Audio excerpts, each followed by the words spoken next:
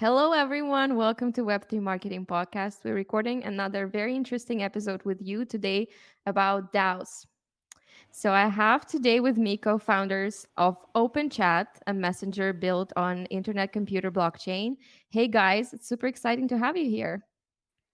Hey Dasha, thanks for Hello. having us. Awesome. So, today I want to talk to you about how you've been doing your fundraising lately with a DAO. I know you launched a DAO, and this is not one of those fake DAOs that everyone's talking about, and people actually don't want to launch them in Web3 mostly anymore because it doesn't work. But you have this, I think, pretty unique experience with launching it, and actually, the DAO, right, manages the product you're building, and you manage to fundraise this way. So it's an amazing experience. And also, what I like is that you're a small team, right? So we kind of can study this case of yours, how a small team launched a DAO and how you're using it for growing and developing your product further and your community. So I'm excited to chat with you about this today. Welcome to Web3 Marketing Podcast. I'm Dasha, and this is our second season supported by Internet Computer. We're interviewing Web3 founders and marketing leaders from around the world. Tune in to listen to their insights and real Web3 marketing cases. Could any of you just, describe what actually Open Chat is and what is your vision for it? I've known Dom for many years, and we worked on many projects together. And he asked if I'd like to come and build apps on the internet computer about 2.5 years ago. I managed to persuade Hamish and then a bit later Julian to join. And we set up a little company and got grants through Dfinity. They were sort of contracting us for a while.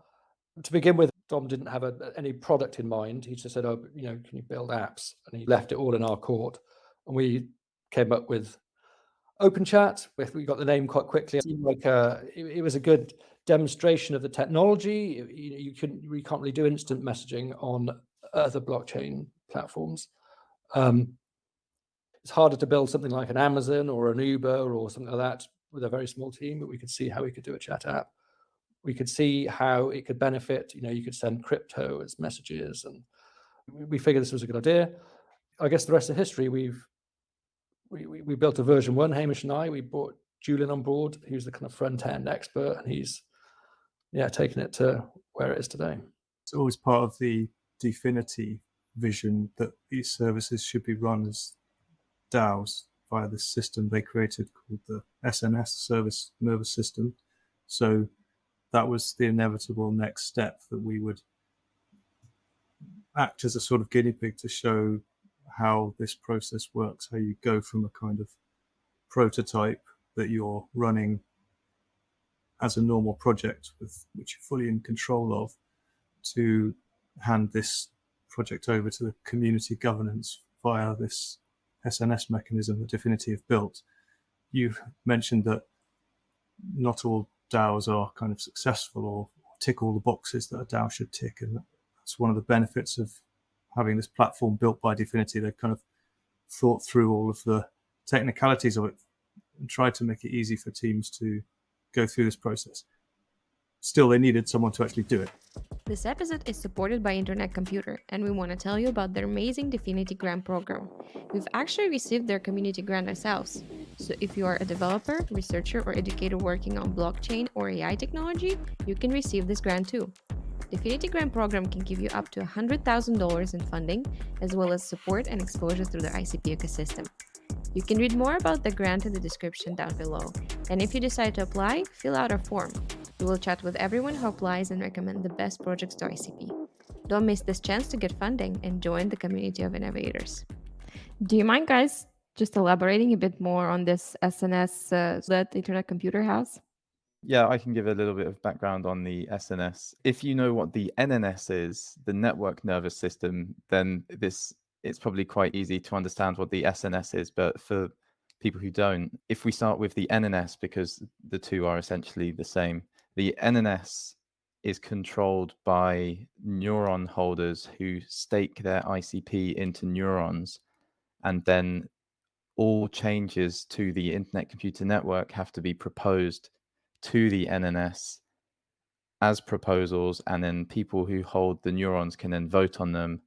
And only if the proposals get a 50% plus one approval vote, then those proposals are executed. And those proposals can be things like to upgrade the ledger, to change the configuration of the internet computer, to add another subnet to the internet computer. Basically, any change to the network is controlled through the NNS, network nervous system. And then similarly, any change to Openchat is controlled through the Openchat SNS. And then all other teams would have their own SNS. So for example, Kinnick and Hotonaut, they each have their own SNS. And that SNS comprises of a ledger, which in our case has the chat tokens. It has a governance canister, which deals with all of the proposals. It has a few other canisters that are needed as well. And from our side, all we had to do was configure the SNS. And then when we launch it with that configuration, it will spin up the NNS would spin up the set of SNS canisters, which are then used to control Openchat.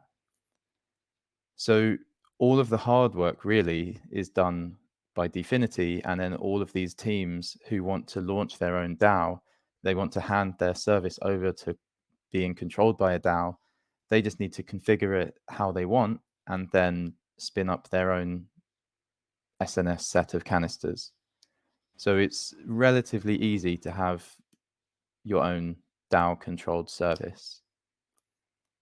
But that process of getting that configuration nailed down is itself something that we needed quite a bit of help with, and there's quite a bit of toing and froing with experts within Dfinity on and getting all the splits and the tokenomics and everything you want to put in your white paper right, and all of those things are, I think we've been kind of acting as a bit of a template for other people on that.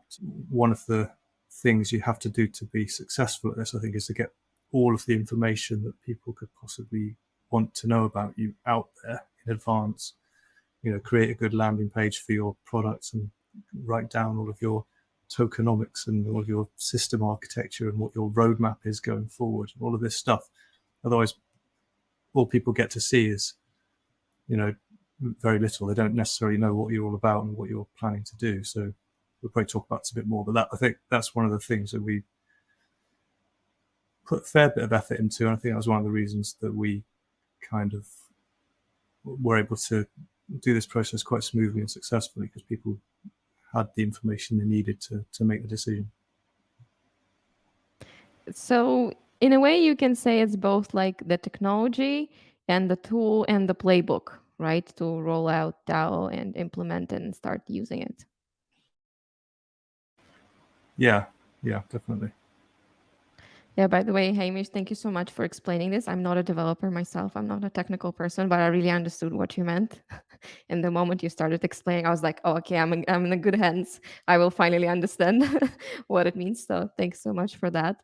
Would you guys say that internet computer is like a go-to blockchain for someone who already knows in advance that they want to launch a DAO for the product and control it and basically get funds through the DAO? I think it's very appealing at this stage because it has all of the tools that you need. I don't know all of the other blockchains inside out, of course, but to try to build this sort of framework yourself, it's very challenging. And actually, we've seen other teams try and build it themselves and get themselves into trouble. And so everything you need is there, to the tokenomics, to the hosting of it, actually conducting the swap when it comes to that time. So I think it's pretty appealing from that point of view. Yeah, I'm not sure of any other platform that would allow you to do it. We think it's compared with other blockchains, it's the only one you can really build apps on that can compare with Web2 apps. So before you even get onto talking about DAOs, just a blockchain platform that can host Web2 speed apps. Otherwise, you've got to go layer 1 and then layer 2, and then you've got vulnerabilities. Basically, it's not really a proper blockchain app. So, yeah. Also, Openchat is entirely on the internet computer, other than pushing notifications. But if we ignore that one bit, the front end is on the internet computer, all of the images and videos posted, it's all stored there, all under the control of the SNS.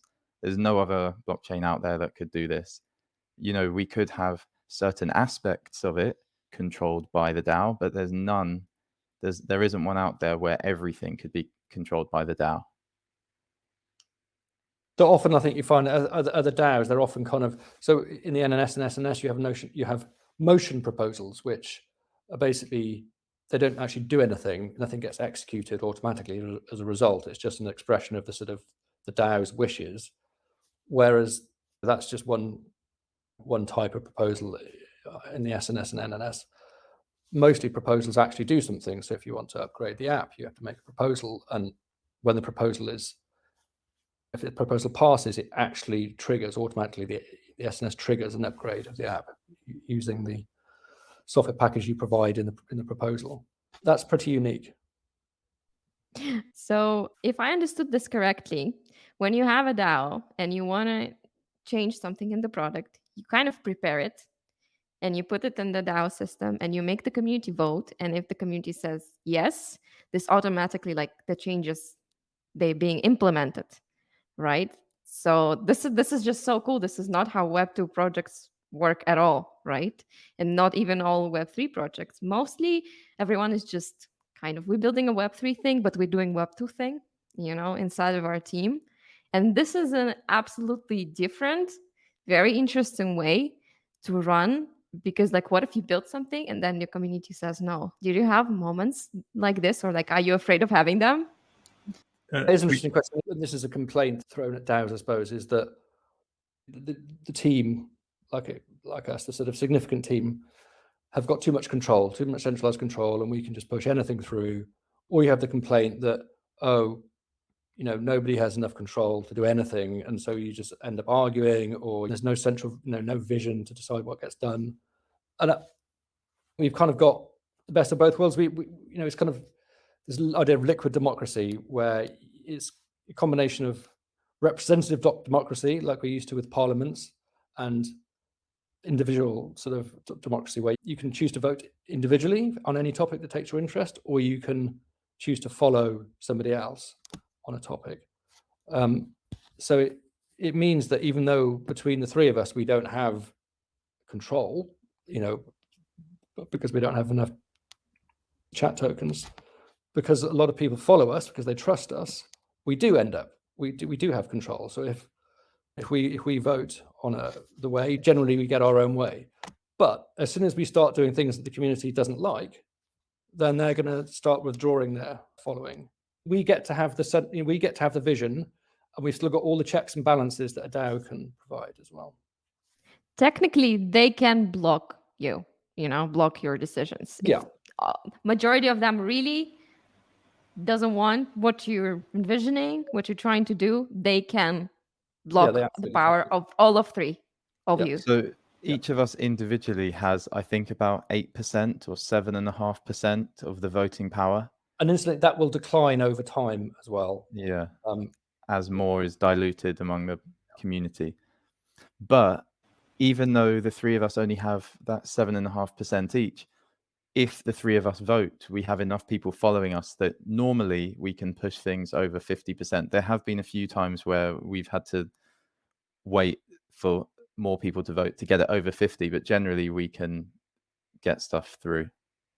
And this relates to what I was saying before about it being really important to kind of engage with your users and be transparent and talk to people and put all the information out there about your roadmap and your intentions before you get to this point.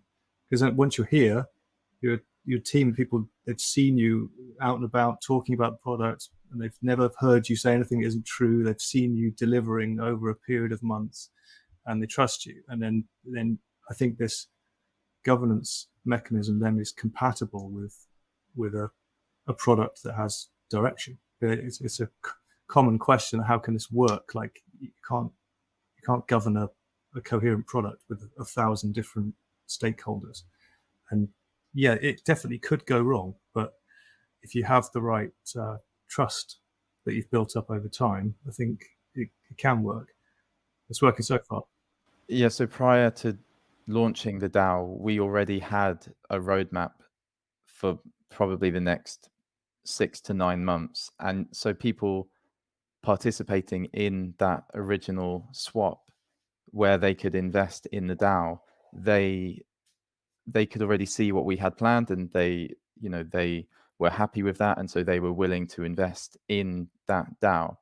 Or if we didn't have a roadmap, then we would have launched the DAO and there wouldn't really have been any agreement between the people who took part on what we should do next, because they'd all probably have different visions. But because we have put forward our plan and people approved of that, I think we haven't slowed down our progress since becoming a DAO, because everyone's on board with what we're doing. So basically, the insight here is that you should not launch it too early, right? You should already deliver something from your roadmap. You should be transparent. You should be consistent. You should be open, straightforward, right? And then, kind of already having the trust, the authority, and so on, you'll be able to utilize the help and the power of your community that's going to kind of fund the life of the app, right? And it's going to help you also to direct it in the right way. You'd have to make a very, very good case, but theoretically you could start with nothing really, or with any level of completeness. But I think it's really going to help if you've made a really a really solid start, and you've got something significant to show. You need to provide some evidence that you can deliver as well, because if you try to launch your DAO having spent 1 month building whatever the service is you're building, and you don't really have a history of delivering, or you may do, but not publicly to the people who you're trying to get involved in your DAO. For us, we had been pushing out regular releases daily for over a year and a half. And so I think people were happy to get on board and not let us lead the way, but they were happy to follow the lead that we were suggesting we go down. It's worth mentioning as well that there's an open source project, of course, and that over time, there's absolutely nothing to prevent other people making contributions. In fact, we'd welcome that. We haven't gone very far towards making that as easy as we could, because we've been, heads down developing ourselves. But we would probably want over time to start running it more like an open source project, and hopefully build up, relationships with other members of the community, and start to trust that they are a safe pair of hands for making contributions as well. Hasn't really happened on a large scale yet, but we've had a few little contributions here and there, like language translations and themes and things like that. But hopefully that can build over time. It takes people a while to kind of understand that we're not in charge. Although we created this, it's not ours anymore. They are free to propose whatever they like, and if they can write the code to do it, good luck to them. So Everyone in crypto is talking about this, that like, I'm going to be an owner of the tokens, blah, blah, blah. I'm going to be part of the DAO. We're going to decide, let's build this together, fam, so on, right? But are actually people used to this? I don't think they're used to this, right? That you can actually come in and contribute. You're not just an investor. You're not just a user. You can actually be a contributor and a builder. Yeah, exactly. And I think, so we get quite a lot of people contributing ideas, and that's great, often good ideas, and we've added them to our backlog, and we'll prioritize them along with the stuff that's already in our roadmap. But what we don't see a lot of yet is people actually saying, all right, let's agree this is a good idea, I'm going to do it. And of course they can of course be sort of rewarded for this by making a proposal for a transfer of funds from the DAO. Again, we're early days, and we haven't set a framework for that, and I think that would be helpful to encourage people to do it. It's a tricky area, because how do you sort of incentivize someone to do some work for you, but also ensure the quality of it? You need to kind of reserve the right to reject the work they've done, so you can't really pay them in advance. But it's tricky. We haven't got to the bottom of that at all. I don't think anyone has. 5 different teams. If you put forward a sort of a bug bounty or a feature bounty and said, oh, you know, put it to the community to develop a certain thing, and then 5 teams picked it up, and then only the winning team gets it, well, then it's not really fair on all these other guys. They've just wasted all this time. So then you kind of imagine like a tender process, which is as in you've got up front, maybe 5 teams bid for, you know, pitch their ideas, and only one actually does it. I don't know. It's a lot like how large open source projects have always been managed. Like, you have to build relationships with people over time before you can trust them to contribute code, I guess. I'm sure we'll get there. You've been mentioning this, like we want to run this as an open source project in the future and so on. Like, what does it mean? You know, if let's say I'm a founder who wants to build something, but I'm not really familiar, what are the upsides and downsides of being an open source project? So we already are open source in it, and you kind of have to be, because we're making code changes and we're making proposals that this gets executed, but you can actually prove, anybody who's interested can download the code, build the version that we've said that we're proposing to deploy, and provably demonstrate that it is the code that we said we're going to deploy. And if it wasn't open source, you couldn't do that. If it wasn't free for everybody to see.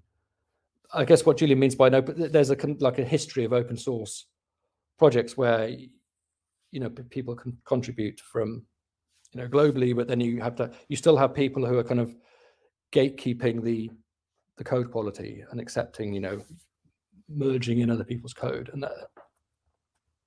and there's a history of that. Well, I mean, maybe the biggest one would be something like Linux. Like, that's as complicated as it gets, and there's hundreds of contributors, and it somehow manages to stay coherent and high quality. So and there's tons of projects like that. We just have to look at how it's done, and kind of. I don't think any of us have that much experience working on large scale open source software, so it's probably a little bit of a mindset shift for everyone. This is awesome, guys. Thanks for discussing this with me. I am excited if you launch this experiment in the future and it works, and you will shift to, having your community members contributing actively to building something for the product. This is really cool. I would want to be a part of something like this, not from the developer side of things, obviously, but maybe from a community building. And I actually like how this episode is turning from the episodes about building DAOs or launching DAOs to the episode about just community building, like the pure one, the actual decentralized communities. That's a very important part of it. Like, I think what's typical is that really quite technical people are drawn to this platform. Like, we're all programmers, and it's been a journey for us to figure out that you actually have to talk about it, you have to tell people about it, and so on. So, like, we're not great at that either. So that's definitely a way in which it would be really useful to use the community, because that's something that non-technical people can help out with. It does take somebody in particular circumstances, and you want somebody that's really very good at what they do to be contributing. They need to have time away from their main job, probably, to be able to do that. They're going to be passionate about it. So it does reduce. There aren't that many people, I guess, who are prepared to really to do that. But I'm sure as we grow, we'll find them. Well, they'll find us. Yeah, I think it's a matter of experiments, and finding the right framework for this, and then just kind of filtering people and filtering the squad of people who are capable to do it out of the whole community. Because I manage a Web3 community myself, but those are mostly like investors, and I would say opportunity airdrop hunters and so on. And some of them are actually very eager to contribute. We mostly do it, by the way, the marketing way, obviously, like not coding and programming and stuff. So they help us to like spread the word a lot. So yeah, I'm excited for you guys. I think you basically set up the base for you right now with the DAO, right? And now you can do a lot of experiments. What I wanted to ask is like a few details. Hamish, you mentioned that you own like 7% of the tokens each, right? What's the average percentage that like an average member has? So yeah, just on that, we actually have less than 7% of the tokens, but we have about 7.5% of the voting power, because not all tokens are locked away into neurons that can vote. But so when the DAO was launched, there were about 1,300, 1,400 people who took part.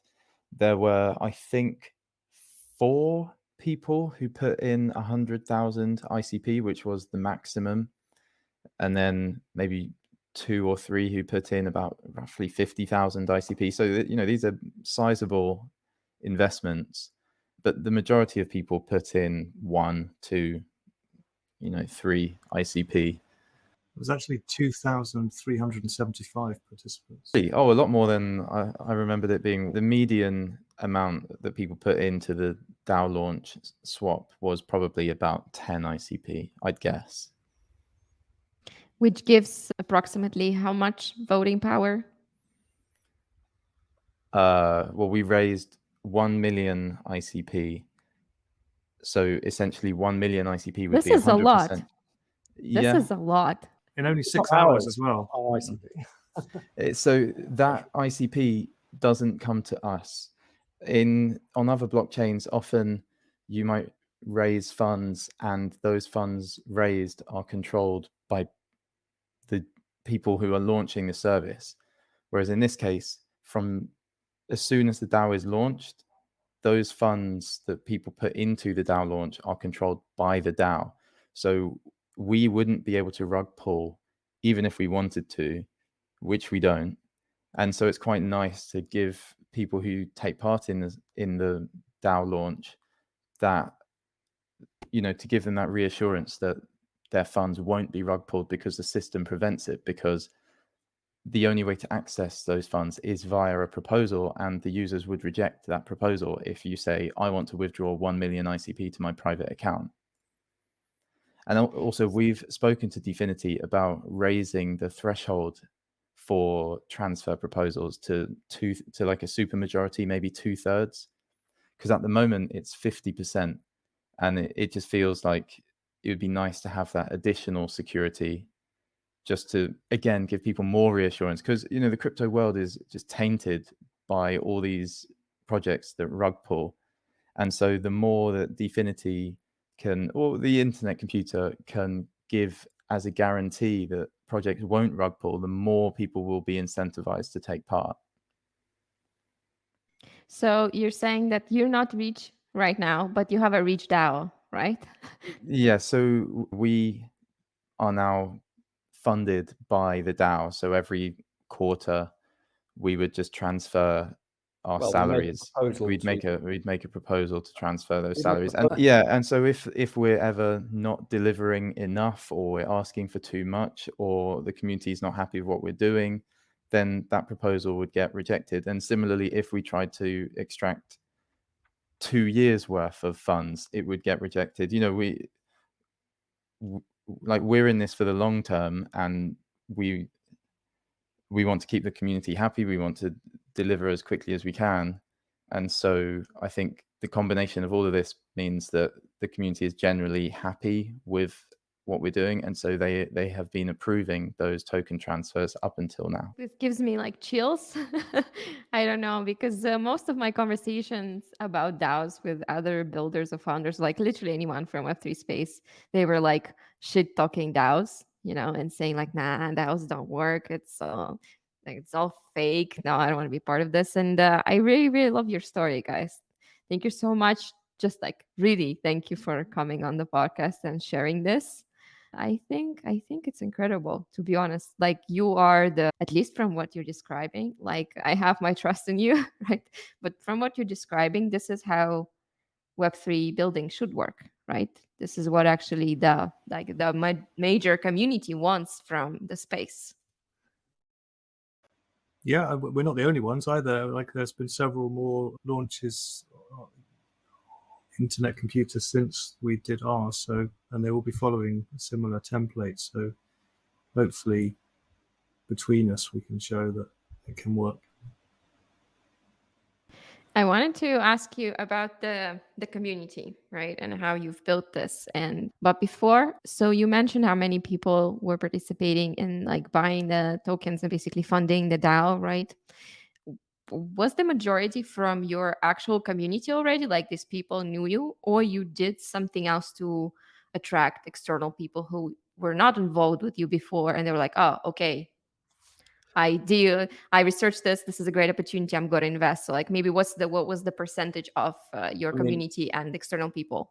bottom line is we don't know, right? This is an anonymous thing, right? Anybody can take part in this SNS swap, where you basically buy ICP first of all independently, and then you swap it for chat tokens in this initial launch process. That is completely anonymous. So we really don't know. Actually, one thing I did remember meant to mention before is we're talking about how many share token holders, governance members we've got, and in addition to the people that took part in the initial decentralization swap, we actually did an airdrop to about 20,000 of our users. They were all people, they were kind of original users who kind of had to take some special action to get this, to sort of prove that they were still interested and still alive and not a bot or whatever. We gave out 1%, didn't we, of chat tokens, I think. Yeah.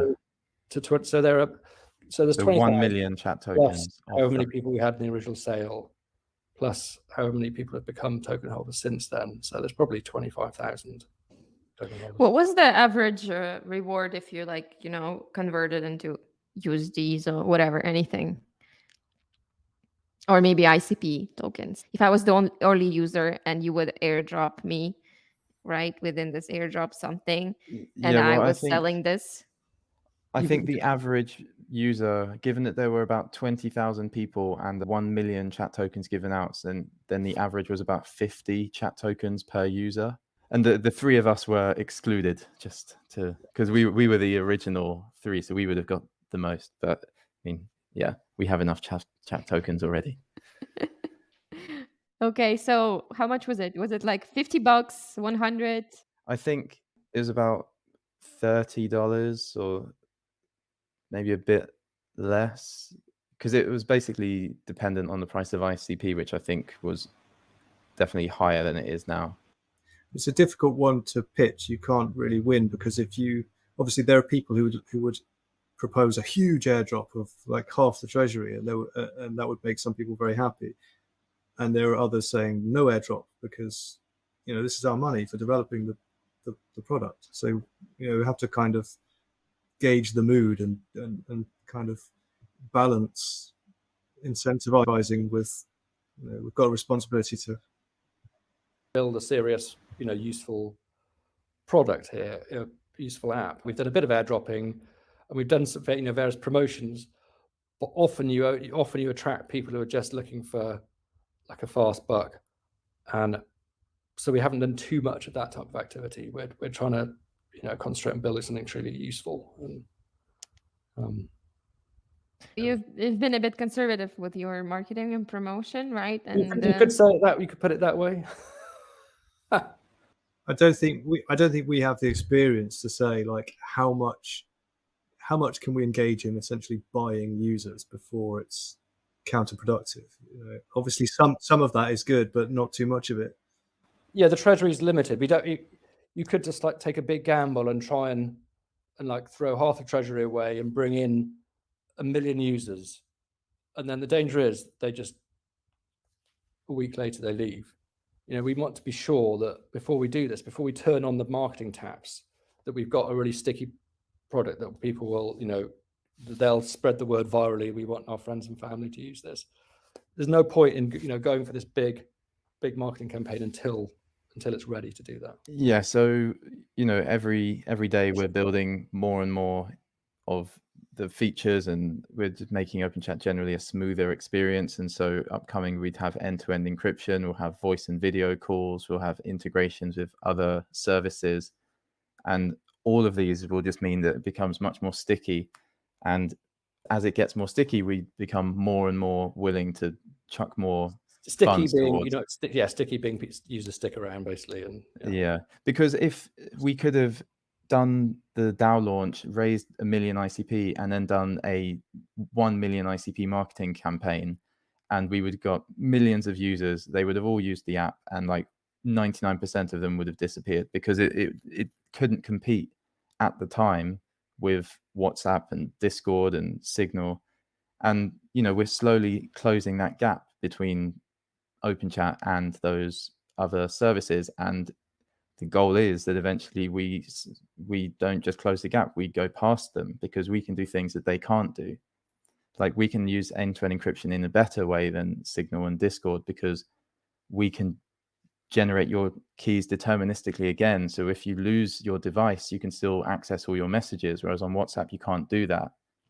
But we want to have all of the features that Signal and Discord and all of that have, but then at least as much, if not more, security, and then all of the tokenization on top of it. So we want to end up with a better product than all of those.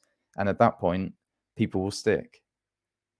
I mean, before that, people will stick, but once we get to that point, people will definitely stick. We also want to target, if we can, groups of people, as it's much more effective than bringing in individuals. If you can, say, get a company to come and use Openchat internally, or another development team can sort of persuade them to bring their whole community and discuss their development and whatever on Openchat as well. So that's been the focus of our recent roadmap, is developing this community building function so that we can bring in groups of people, and that's going to accelerate the kind of building of the graph that you need to do to kind of reach a sort of tipping point where it becomes people's everyday tool rather than just a sort of novelty. Do you think you have enough runway, to get to this place that you described as, Openchat having the features that other messengers have, but at the same time, like better security and decentralization and so on? And actually, will there be any money left to scale, or will you fundraise again? Like, what's the plan? If you can share this. Yeah, I mean, I think we are fairly productive as a team, and so we've been eating through our roadmap as quick as we can. Communities took us, was it 2 months or maybe a bit more than 2 months? Yeah, that's the thing. And it would have taken WhatsApp 2 years to do. And then I don't even want to talk about WhatsApp this much. I don't like this one. Yeah, small team is a superpower, definitely. And because we're productive, but it's also relatively cheap compared to if we had 10, 20, 100 developers. But end-to-end encryption we can get done quickly. We know we have a plan in place for how to do it. We're just waiting for Dfinity to finish off the cryptography that's needed on their side to be able to deterministically generate these keys without them ever existing anywhere other than on the client device. And this is completely novel, like, cutting edge crypto that they're doing. No one else would be able to do this. And then, so we've got integrations, and that will probably take a few months. I think this would be less than a year to have voice, video, these integrations to other services, end-to-end encryption, and just generally like a better, smoother, faster app. And once we're there, obviously we'll have more things that we want to do once we get there, but that's what our current roadmap encompasses. And we have, our runway is based on the ICP price, really, because if ICP goes to 0, then our runway is 0. But if ICP price goes up, then our runway also goes up. Let's all pray for that. We all want that, the ICP to go up. And we're doing our best to try and help it go up by building Openchat, which we think, if Openchat is successful, then it will also mean that Internet Computer is successful. If any of these SNS services are successful. I think you did a great job, guys, with building. 3 of you, right? Just 3 of you, right? And you raised quite a lot of money, and you have a community that wanted to invest in you. And I think that's a pretty good result. But I wanted to ask, like, what was the process maybe from scratch, right? You gathered, you've built the MVP, right? You've been testing, then improving all that. What were maybe the main like steps or, eras of building the community? Basically, if you would be guiding, a very newbie founder into building a community when you only are a small team of developers who are building the product, what are the steps to do? I think what's been positive for us is that our particular product, because it's a chat app, we can be on that chat app, and there's obviously a direct connection with the people using it. They can literally just come and talk to us. That really helps, I think, because they see that we're using it, and we've gone out of our way to kind of create the right channels for people to suggest features and to report bugs and to discuss proposals and to vote on proposals and all that stuff. So that's kind of helped them get to know us, definitely. I wonder if it's more difficult for someone like Kinnick who are building like a search engine, for example. There's no obvious connection with their users. They'd have to try much harder, I think, and find somewhere else to do that. Well, hopefully they would use Openchat. Yeah, hopefully they would use Openchat for sure. What a lot of these SNSs are doing, like for example, Ghost is a token that's launched their SNS, and they do that. Their primary place for conversation is Openchat, and so that's where all of their community resides. And ideally, other people launching SNSs would do the same. And what we can do that nowhere else can do, as in nowhere outside of Internet Computer can do, is once they launch their SNS, it will immediately be, their tokens will immediately be transferable within Openchat as messages. Their proposals will immediately be, you can immediately vote on them within Openchat.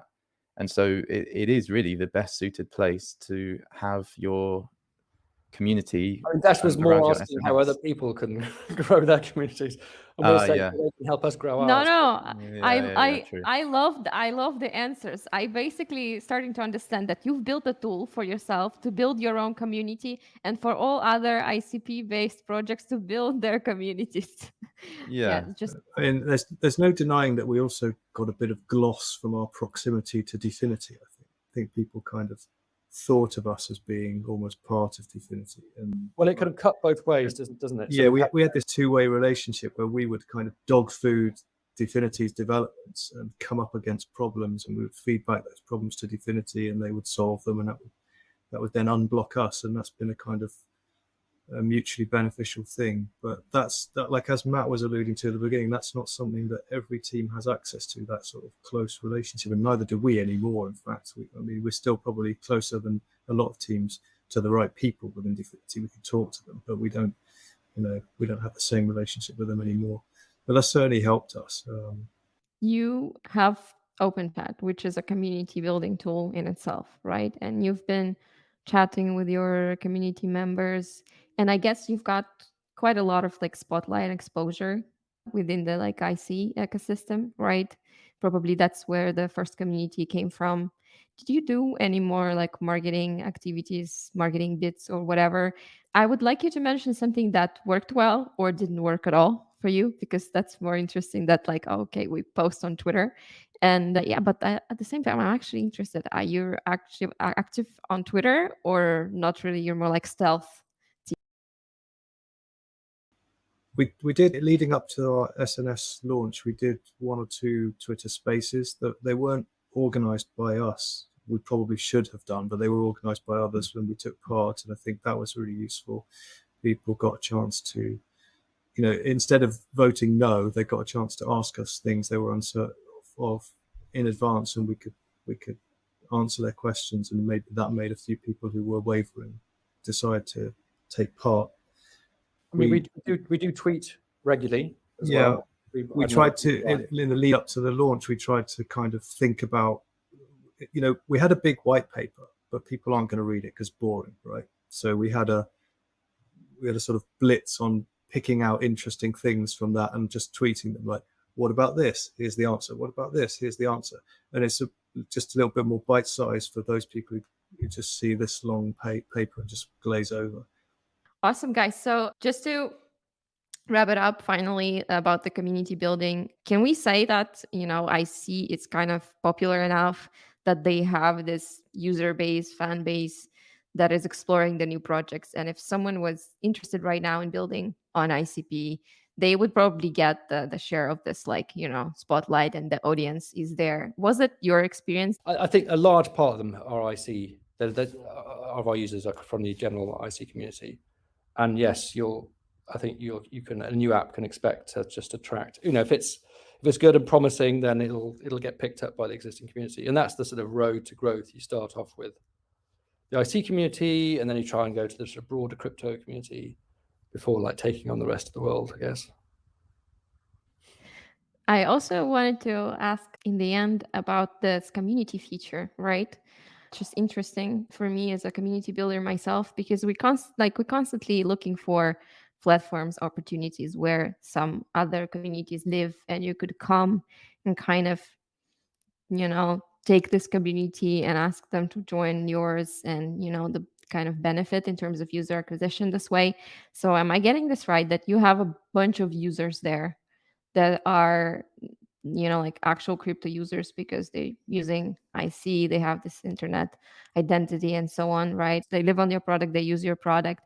And if me as a founder or community builder, I want to basically get in touch with them, right? I could go to Openchat, I could create a community that's kind of similar to a Discord, is because I tried the product a little bit, and I think it looks a bit like Discord, or like this Telegram communities, right, where you could have different channels and or different chats, right? You can organize all this.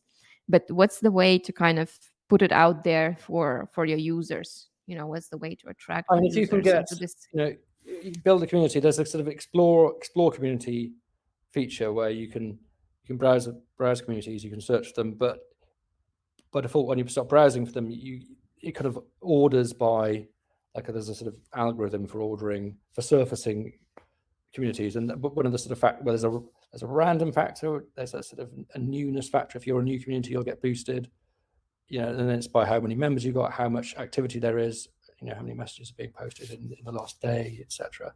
If you can be active in your community, then you'll start floating to the top of the community search, and then you should be able to attract more and more people. This is cool. Do you plan to create some kind of mechanism where companies could promote themselves? Maybe, I don't know, pay to the treasury and their community will be highlighted, or Yes. something like this? At the moment, we're not really in money-making sort of mode. We're in trying to grow first, the sort of tech startup mentality. It's more important to grow users than it is to try and extract money from them. That's something that Discord does, isn't it? And Discord allows you to boost your server. So yeah, that's definitely an option. There's lots of little things that we could potentially charge for, and I guess that's our model. The basic thing's going to be free, but down the line, certain bells and whistles we'll have to charge for because we have to get some money coming in at some point. Yeah, we came up with a load of revenue streams that we will do eventually, but yeah, as Matt said, it's not a priority right now. We could have premium groups where you have to pay to join, and we could do a profit split with the owners of the group. I mean, that's still viable actually, because that encourages, there are certain things like this which do work, because that if you can incentivize community builders with revenue share, then actually that can help grow. Well, guys, it's been an amazing chat. So basically anyone could go and join Openchat, right? You just need an internet identity, and you can also run your own community there. And apparently it's not that hard to get highlighted and featured right now, right? You're not an evil, I don't know, Instagram algorithm yet, or something like this, right? I am absolutely stoked about your story. It's an amazing experience. And it's just 3 of you. I don't know. Is this how everyone is doing things in crypto? Because I've been working in a startup that barely had a product, also Web3, but they had 100 people on board. Spoiler, it didn't survive. It didn't survive, even though they had a lot of millions raised, unfortunately. Yeah, we've seen this happen. At my 50th birthday recently, I've been quite long in the tooth. I'm seeing this been in lots of startup companies. I've seen money being wasted. I mean, yeah, it's good to have a small team of really good people, but then it's also hard to get that team in the first place. So. But my final question, are you planning in any foreseeable future to hire someone devoted to marketing or growth? Is this something that you plan to do? Because this is a Web3 marketing podcast. Probably a lot of Web3 marketers will be listening to us who might be interested in, joining you, helping you. Will there be a dedicated role for this? Or, I don't know, is some proposal that someone can run and contribute in some way? The next person we bring on, every person we bring on in this early stage has got to be really pulling their weight. And so it probably wouldn't just be marketing. We'd probably want somebody who can pick up a... But what would be nice would be people putting proposals saying, like, I will get you X number of users, and I would like X number of tokens in return. And it's just as simple as that. Show us the users, and that's it. I think it's a good, Web3-ish way to let people contribute first. And then maybe you will, think that someone is a really good fit and doing a really great job, and this person can actually join the team. Okay, so for all marketers out there listening to us, if you're good guys, I don't want you to reach out to Openchat if you're not a good guy. So let's put a filter here. So if you're, genuinely interested in the product and this team, you can come and make a proposal. So guys, it is cheap. You gotta buy 4 tokens, right? And then you make a proposal, and it's gotta be a good one, because if it's a bad one and it gets rejected, you will lose a token. But just 1 out of 4, right? But it's an actual opportunity to go contribute to a cool project and do our marketing things and earn at the same time, become a part of cool community. I think that's what everybody's looking for out there. So I'm glad that we covered this, guys, and I'm glad that you're building this and you're providing all these cool opportunities. I wish you a lot of luck, and I'm proud of you for launching the DAO. And great job, guys. Seriously, thanks for sharing your story. Thanks very much. Thanks, Tasha. It's Thank been you. Thanks for having us. Thank you so much, guys. Hopefully see you again on our podcast. Thanks for listening. If you enjoyed this episode, like and follow us for more. We also have a newsletter and a Telegram channel. Check it out at web3marketingpodcast.com. See you in the next episode.